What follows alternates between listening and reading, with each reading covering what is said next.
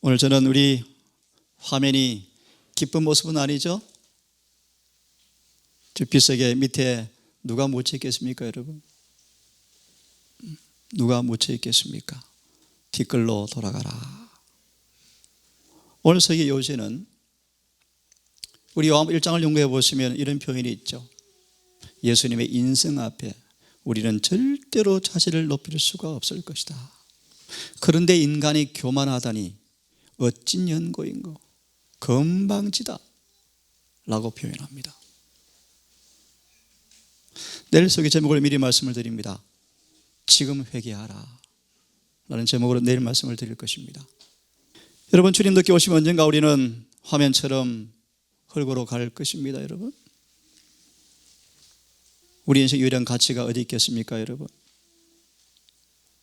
그 위대한 모세가 죽었지만 주님은 그의 장례를 사람들한테 맡기지 않았습니다. 이런 교훈이 있죠. 인간적으로 가장 위대한 주님의 종이었을지 모르지만 그는 한낱 주님의 손에 도구에 불과한 존재였다. 인간은 이것만큼도 영광받을 존재가 없다 라는 사실입니다. 그 엘리사가 지병으로 죽는 순간 뭘 배우고 죽었습니까? 완전한 자아, 무아의 희생을 배우고 죽었습니다. 주님께서 우리에게 가치를 부여하지 아니하면 우리는 선천적으로 주 앞에 가치 있는 덕성이 없습니다. 여러분, 증언은 말하기 우리는 주님의 손에 오직 도구에 불과하다라고 말하고 있습니다. 도구에 불과합니다. 여러분, 오직 하늘의 지적 존재와 연합하여서 우리 안에 하늘의 거룩함이 보관되어 있지 아니하면 우리는 썩을 흙으로 불과한 사실을 잊지 말기를 간절히 바랍니다. 다시 말합니다. 우리 속에 예수가 거하지 아니하면 우리는 아무 가치가 없습니다. 여러분, 뒷글로 돌아갈 것입니다. 우리가 주님께 높임을 받기 위해서는 이렇게 당부합니다. 먼저 반석에 떨어져 깨어져야 한다. 영적 왕국을 경험하기 위해서는 자아 교만이 퇴되어야 한다. 사라져야 합니다. 빌립보 1장 21절의 말씀처럼 모든 복음 진리의 가르침을 한마디로 요약하면 나는 죽고 예수가 사는 것이다. 그렇게 소개하고 있죠. 그죠? 오늘 이 교훈을 통해 여러분 다시 한번 정말 주님 앞에 철저히 자아가 낮아져서 주와 함께 더불어 죽고 장례를 치르고 새 생명으로 거듭나서 영원한 부활의 소망 가운데 살기를 간절히 바라면서 함께 말씀을 좀 연구하기를 원합니다. 반석에 떨어져 깨어진단 말의 의미가 무엇입니까? 여러분, 하나님을 위해서 모든 것을 포기하는 것을 의미한다. 바울처럼 내가 주 예수를 안 이후에 그런 말하기를 내게 유익한 모든 것을 뭐로 했다고 고백합니까? 배설물로 다 버렸습니다. 왜냐하면 예수를 아는 지식이 가장 고상함을 그는 알았습니다. 그 이유가 무엇입니까? 오직 예수를 믿음으로 의롭게 되는 의를 경험하기 위해서였습니다. 여러분, 하나님을 위해서 모든 것을 포기하는 마음의 자세를 가리켜서 반석에 떨어져 부서진다라고 표현합니다. 주를 위해서 모든 걸 포기하라. 만약 그대가 이 경험을 하지 아니하면, 부서지지 아니하면 무가치한 존재로 끝날 것입니다. 오늘날 자아가 죽은 자가 별로 없다. 주님은 교회를 평가하실 때 숫자로 교회를 평가하는 것이 아니고 자아가 굴복한 자가 과연 몇 명 있는가라고 평가하신다. 사사기 6장의 주석에 펴보세요. 숫자 싸움이 아니에요. 여러분, 자아가 완전히 죽은 사람이 몇 명 있는가, 이것이 주님께서 교회를 평가하는 평가 기준입니다. 여러분, 그도 말합니다. 우리가 주님 앞에 부서져 깨어지지 아니하면 우리는 무가치한 존재가 될 것이다. 죽음을 준비해야 합니다. 무덤 속에 갈 때 깨끗한 예복을 입고 들어가셔야 합니다. 티끌에 불과한 이 몸의 저장소 안에 예수 의가 담은 채 무덤에 내려가셔야 합니다. 안 그러면 부활을 보장받을 수가 없습니다. 한마디로 예수와 하나가 되셔야 합니다. 여러분, 보세요. 누구든지 그의 생애가 어떠하든지 간에 하나님께서 정하신 방법을 통해서만 구원받을 수가 있다. 정하신 방법이 무엇입니까? 반드시 회개해야 합니다. 이 땅에 태어난 사는 가운데 회개하지 않고서 아무도 하늘에 갈 수가 없습니다. 내일 설교 제목입니다. 지금 회개하라. 이런 표현이 있어요. 율법은 지금 우리에게 호소한다. 지금 회개하여 죄 없이함을 받아라라고 호소하신다. 우리는 속절하는 상태를 깨닫고 주님께 전적으로 사실 내어 맡김으로 깨어져 떨어지는 경험을 지금 우리는 해야 합니다. 우리의 죄의 타락이 얼마나 깊은지, 내 품새의 결함이 얼마나 고질병인지. 여러분, 성격 하나 제대로 못 고치잖아. 우리가요, 성미 하나 못 고치잖아요. 절대로 인간은 스스로 의로워질 수가 없습니다. 절대로 스스로 변화될 수가 없습니다. 희망은 의사가 있다는 사실 여러분 잊지 않기를 바랍니다. 유일한 치료제, 모든 병을 고치는 그 주님의 피가 전심으로 그분께 도움을 요청할 때 우리를 고친다는 사실을 이해하고 정말 회개하고 그분께 나아가서 피를 느끼고 정말 우리에게 믿음으로 구원 얻는 이치가 무엇인가를 경험하는 여러분 되기를 간절히 바랍니다. 성경을 공부해 보시면 참 많은 인물들이 있죠. 근데 저는 그렇게 말합니다. 성경은 사람을 칭찬한 일이 거의 없다. 가장 선한 사람까지라도 그의 미덕을 자세하게 말해주는 지면은 거의 없다. 에녹과 요셉 참 대표적으로 소수의 사람들이었죠. 왜 그런가? 목적이 있습니다. 교훈이 있습니다. 그들이 받은 모든 미덕과 선은 하나님의 선물이었다는 사실입니다. 하나님의 의가 저장되어 있지 아니하고서는 이 땅에 태어난 인간도 절대로 미덕을 만들어낼 수 없는, 다시 말하면 오직 영광은 주님께만 받으셔야 한다는 것입니다. 바울처럼 나의 나 된 것은 주님의 은혜라고 고백하였죠. 바울은, 성경은 표현한 바울은 예수님을 완전히 닮아버렸습니다. 지상의 인물 가운데 바울처럼 열심히 있는 일꾼이 없었대요. 그는 그렇게 많은 분들이 이해하기 어려웠던 자아무아의 사랑을 경험해버렸답니다. 그래서 그는 장성한 분량으로 자라버렸습니다. 사단 마귀의 왕국을 완전히 박살내버렸죠. 죄를 승리하셨죠. 다시 말하면 이 위대한 사람들의 삶까지라도 성경은 칭찬하지 않는 까닭은 그 모든 것이 주님을 통한 은혜로 이루어진 선물에 불과한 것이었습니다. 그래서 우리의 구원은 전적으로 그분의 은혜입니다. 그분의 선물입니다. 우리는 지금 그분의 은혜를 통해서 그분의 품성의 덕을 빨리 빌려받아야 합니다. 입으시고 나누어 받으셔서 그 의가 우리를 완전히 봉인해야 합니다.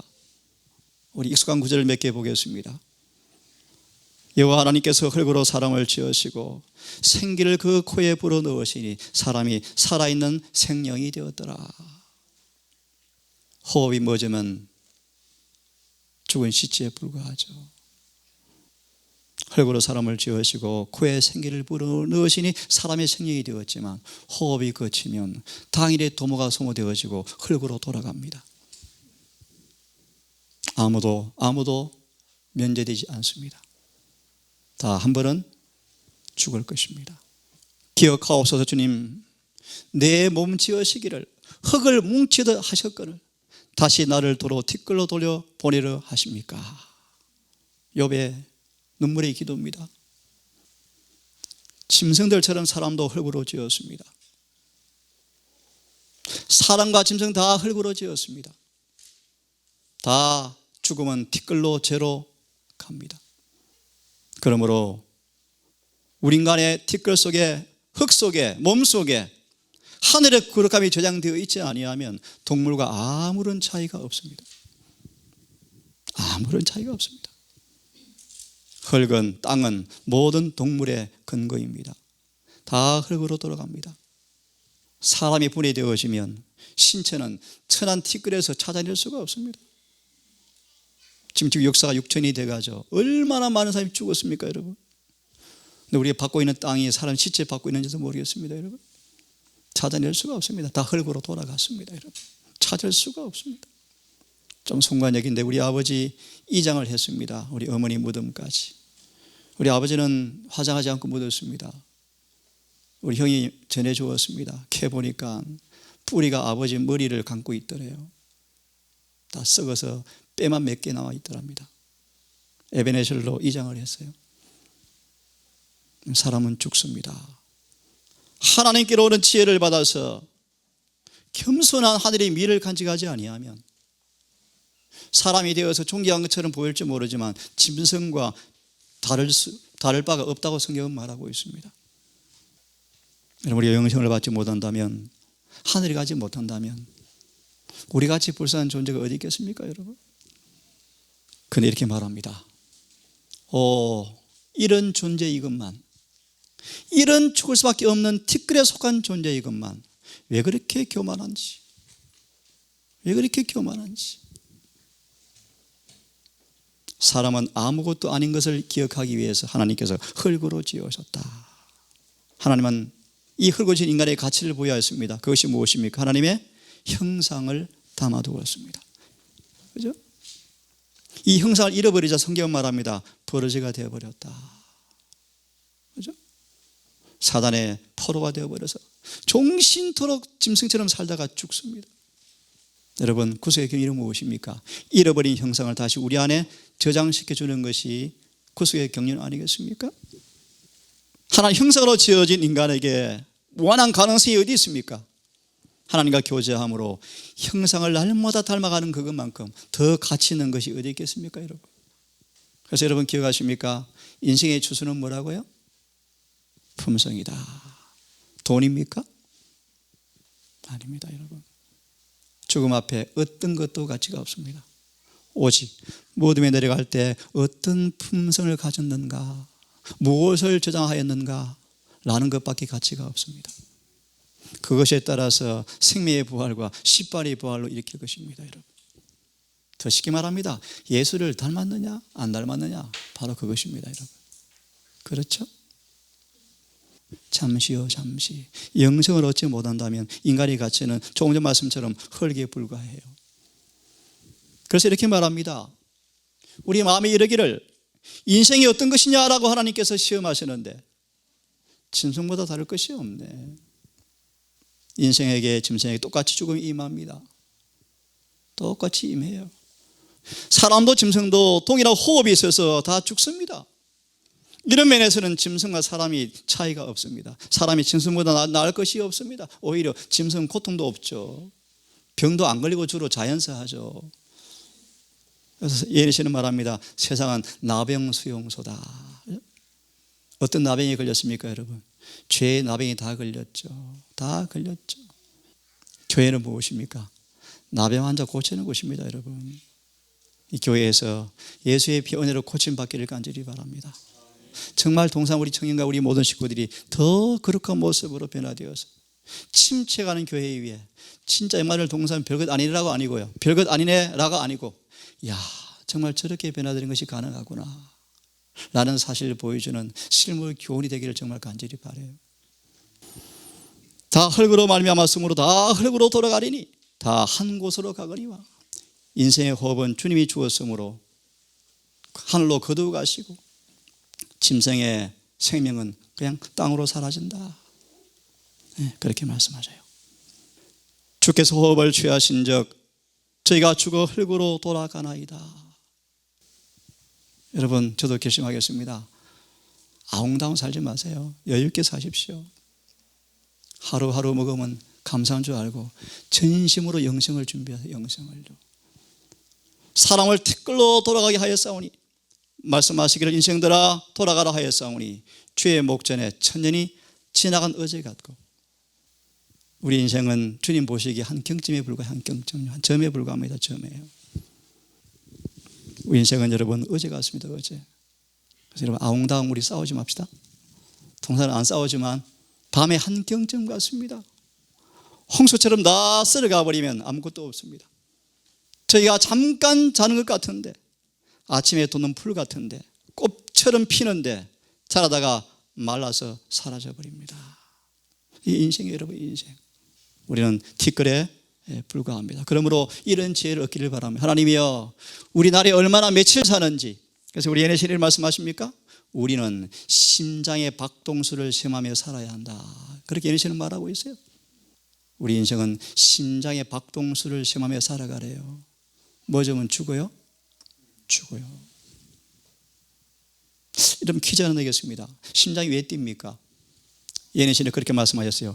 지금도 주님의 손이 심장을 붙들고 뛰게 하고 계신데요. 저절로 뛰는 것이 아니에요. 주님이 뛰게 하기 때문에 뛰신대요. 저는 잘 모르지만 심장은 어떤 뭐 선이 없죠? 호흡에 들어가면 뛰고 있죠, 그죠? 호흡에 들어가면 뛰어요. 산소가 들어가면 뛰어요. 주님 코를 닫으시면요, 심장은 멎어요. 저도 부족합니다. 여러분의 그 영적인 지도자로서 부족하지만 정말 서로 사랑하세요. 서로 나누어 주세요. 서로 섬기세요. 서로 힘든 일을 자청하세요. 서로 종이 되어 보세요. 그럼 더 사랑이 뜨거워질 거예요, 여러분. 예수님처럼요. 자모의 사랑을 살기 위해서 늘 준비해 보세요. 힘든 일이면 자청해 보세요. 이런 우리 인생에게 주님께서 참 어려우십니다. 너무 자비하셔요, 그죠? 얼마나 우리를 오래 참으시고 우리의 죄를 처치하지 아니하시고 죄를 따라 갚지 아니하시고 오래 참으십니까, 여러분? 그제 젊은 애가 하나 왔었어요. 하나님의 사랑이 뭔가를 좀 질문했어요. 여러분, 하늘의 사랑이 이 땅에 33년 반을 살았지만 아무도 사랑을 경험하지 못해요, 여러분. 그죠? 사랑을 진짜 경험하고 아는 사람들은 요한처럼 변화되게 돼 있습니다, 여러분. 그것이 사랑을 아는 거예요. 사랑을 아는 거예요. 그죠? 아는 사람의 모습을 보세요.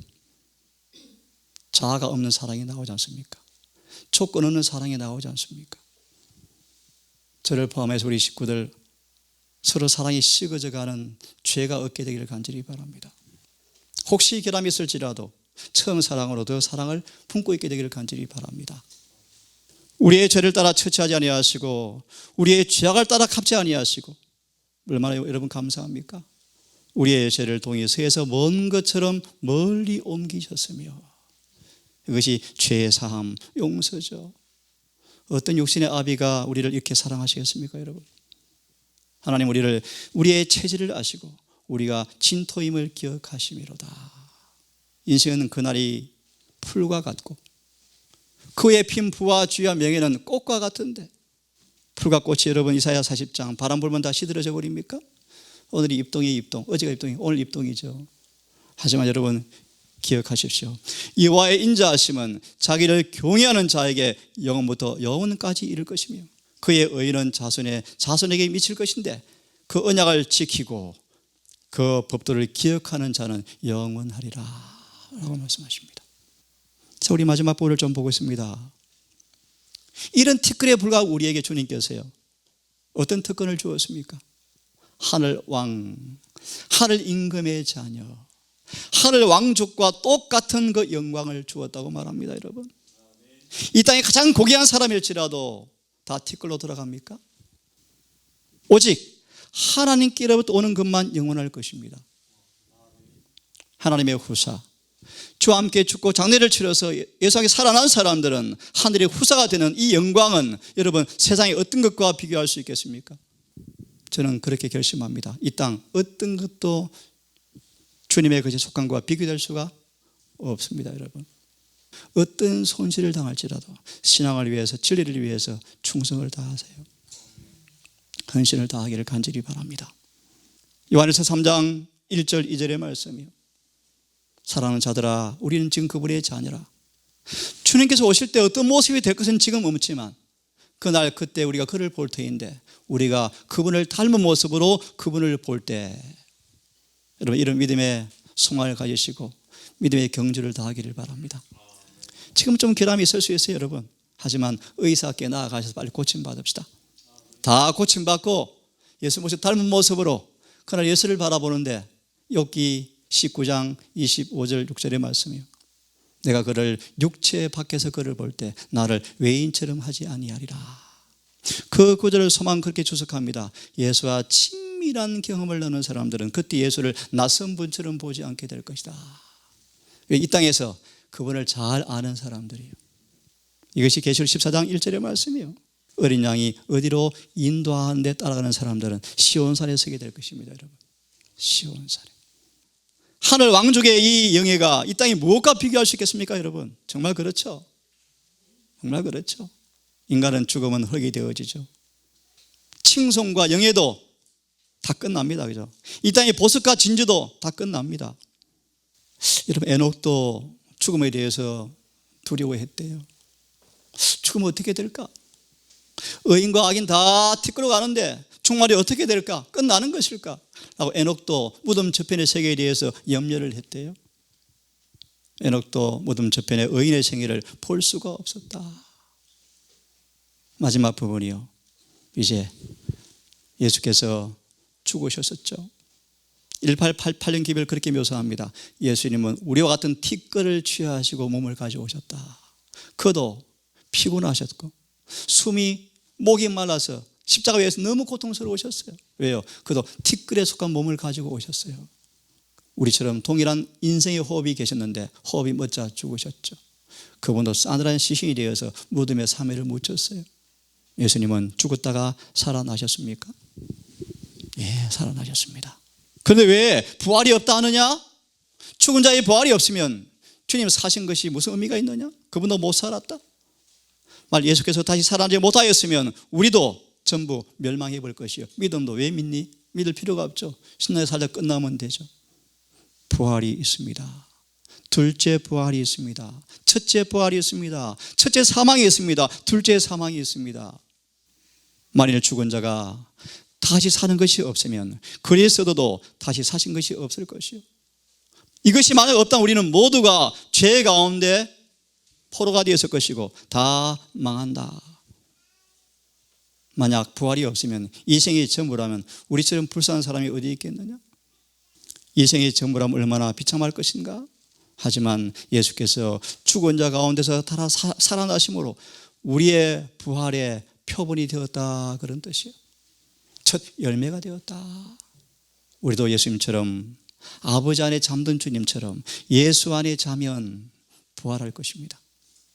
예수와 하나가 되어서. 이런 함께 읽어보십시다. 시작. 주의 죽은 자들은 살아나고 우리의 시체는 일어나리이다. 티끌에 거하는 자들아 너희는 깨어 노래하라. 주의 이슬은 빛난 이슬이니 땅이 죽은 자를 내어놓으리라. 아멘. 이 보성에 우리 교인 장지가 있더라고요. 지나가는 말로 한 분이 내뱉은 말이 내 귀에 박혔어요.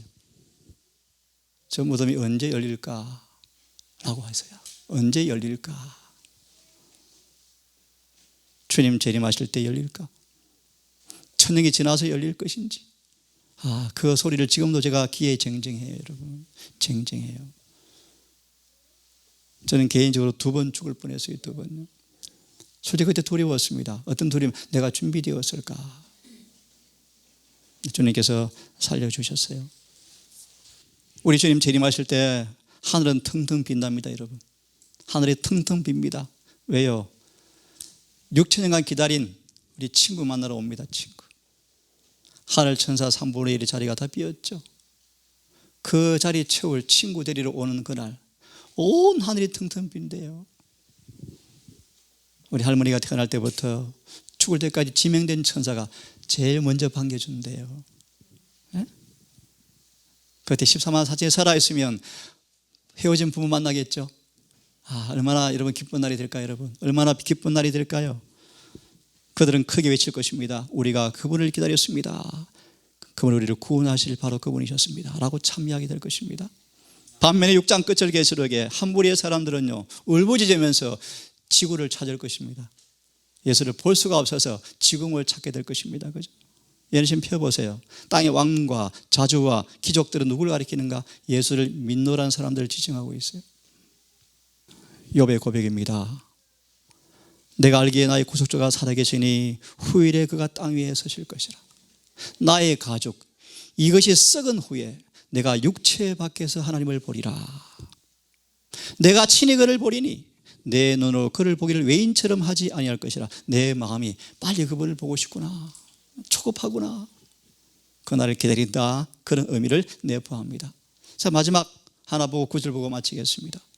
이 부활을 어떻게 하는가? 부활을 여러분, 무덤에 갈 때 똑같은 원수로 부활하지 않습니다. 고전 15장의 말씀 보시면 땅에 속한 형상이 아니라 하늘에 속한 형상으로 새로 창조받을 것입니다. 그죠? 네, 불멸의 몸으로 입게 될 것입니다. 예언시는 말합니다. 불멸의 마무리 작업이 이루어질 것이다. 그리고 하늘로 승천할 것입니다. 일주일간 유리바다로 승천할 것입니다. 그때 한번 광경 읽어보세요. 온 하늘의 천군과 천사와 우주거민들이 우리를 보려고요, 막 보고 싶어서 이 바라보고 있대요, 우리를요. 그런데 우리 예수를 앞장 세워서 쭉 줄을 서서 하늘 도성으로 날아갈 것입니다, 여러분. 그런데 우리 다 함께 갑시다. 다 함께 있게 되길 간절히 바랍니다. 우리가 부활할 때 우리의 개성과 동일성은 보존되어진다. 상령이네 알아본답니다. 한나네 알아본답니다. 근데 한나 상령 하늘에 가면 부부가 아니에요. 부부는 없답니다. 알아는 본대요. 이 땅에 가족관계는 없어요. 알아는 본답니다. 마태이 22장에 나와 있죠. 하늘에 가면 천사들처럼 됩니다.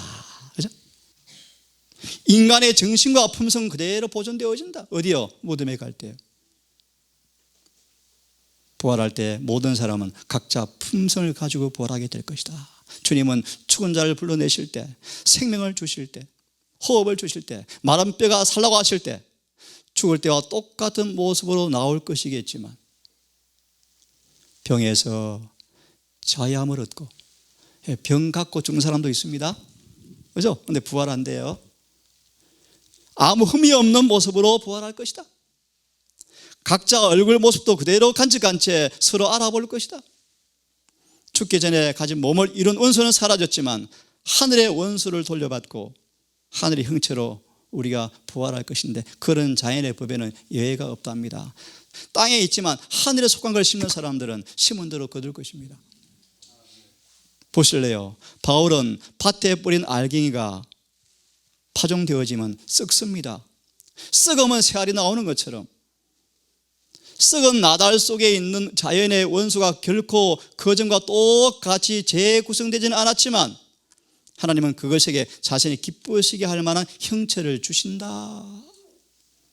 인간의 몸을 이루는 데 있어서 훨씬 더 좋은 재료가 써여져서 새로운 피조물로 새로운 출생으로 우리를 부활시킬 것입니다. 여러분, 이 부활이 있습니다. 부활. 얼마나 여러분 감사합니까? 얼마나 희망이 있습니까? 자, 마지막으로 이 부분 읽고 오늘은 마치겠습니다. 이런 티끌에 속한 우리에게 질그릇에 보배를 여러분 가지기를 바랍니다. 보배가 누굽니까? 예수님의 의입니다. 의. 예수님의 품성이요. 품성이요. 이 품성을 가진 사람들은 이렇게 말합니다. 아무리 억울하고 아무리 우겨쌈을 당하고 아무리 답답하게 나를 괴롭히니 온다 할지라도 낙심도 하지 않고 쌓이지도 아니하고 핍박을 받아도 괜찮습니다. 지어 박아도 괜찮습니다. 집이 불에 타도 괜찮습니다. 그 까닭은 예수의 죽으심의 흔적을 늘 지니고 있다. 제 마음속에는 한 가지 드리고 싶은 말씀이 있습니다. 그 마음속의 중심에 이 지그러처럼 가장 보배를 닮은 모습으로 늘 서기를 간절히 바랍니다. 죽어도 살겠고 살아서 그를 믿는 사람은 영원한 죽음을 맛보지 아니하는 그런 자가 되기를 간절히 바라면서 마지막 구절 봅니다. 우리 산자가 항상 예수를 위해서 죽음에 넘기움은 항상 죽음에 넘기움은 삶에 적용하겠습니다. 자아를 버리는 것, 굴복하는 것. 예수의 생명이 우리의 육체에 나타나게 하기 때문이다. 이 안식일에 여러분 다시 한번 우리 주님 앞에 겸비하게 낮아져서 철저한 자아를 비우시는 경험을 통하여 우리 주님께서 하늘의 거룩한 은혜가 우리 안에 저장되어지는 그 가치 있는 모습으로 안식일을 지내기를 바라면서 말씀을 마치겠습니다. 자비하신 아버지, 참 이곳에 우리가 몸담고 하늘을 바라보며 이생의 욕심과 애착을 다 물속에 다 감춰버리고 묻어버렸고 주님의 재림을 소망하는 남은 무리로 초청하신 아버지, 우리 안에 하늘의 의가 저장되어 있는지, 하늘이 부여하는 가치가 있는지, 황금 청량 막대기로 우리를 자로를 잴 때 우리의 키가 얼만큼 자랐는지, 만약 우리가 여전히 은근키와 가시가 맺힌다면 흙에 불과한 티끌에 불과한 존재라는 사실을 우리가 알진대 두려워 떨게 하시고 속히 회개하여 우리의 만군의 법에 우리 주님을 마음에 모시는 가장 가치 있는 삶을 살아갈 수 있도록 우리를 아버지 인도해 주시옵소서. 다 같이 더불어 주님 오시는 그날 하늘의 원소로 이루어진 새 몸을 입고 주를 닮은 모습으로 다 만나는 그날까지 서로 사랑하며 서로 하나가는 길을 걸어가는 그 일에 서로 동무가 되어지고 격려하고 이끌어주는 모습으로 이곳이 그런 공동체가 될 수 있도록 하나님 인도해 주시옵소서. 안식이 시작되었습니다. 주님, 내일 해가 지도록 우리 모든 가족들 은혜 충만케 하시고 평강으로 인도해 주시기를 우리를 사랑하시는 예수님 이름 의지하여 기도드리옵나이다. 아멘.